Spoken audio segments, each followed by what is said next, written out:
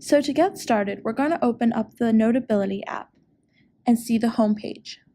There will be some icons or little pictures along the top, and the screen will be split into two different columns. Starting in the top right corner, the first icon we have is a little square with a pencil in it. This is what we click on to create a new note.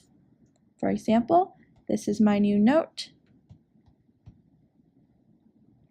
And then all new notes will show up in the right column titled All Notes. Going back to the top right corner, the second icon we have is a little square, but with an arrow pointing downwards.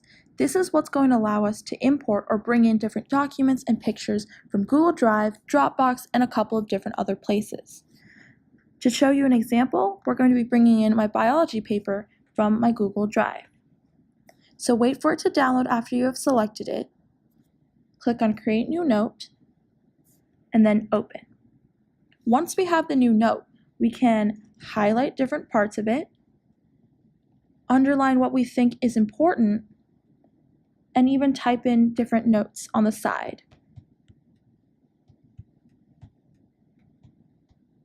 Okay, going back to the home page, the next icon we have in the top right is a small magnifying glass. This is just a search tool that allows us to type in a title so that we can bring one specific note all the way to the top and isolate it for you to find.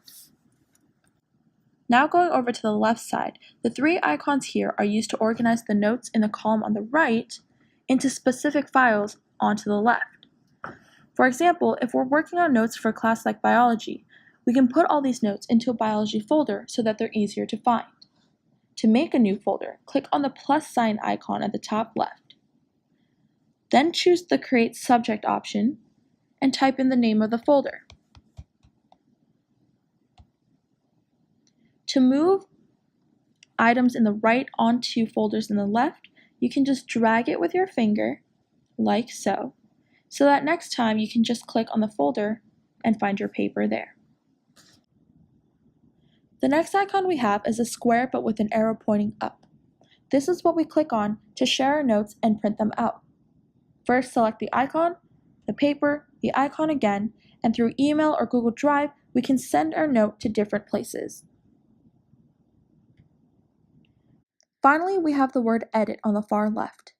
Once we click into Edit mode, we can make changes to the folders or the individual papers. We can move the folders up and down on the list like this, or we can click on the gear icon on the left, where you can rename folders, change the color of them, password protect them, or even delete the notes.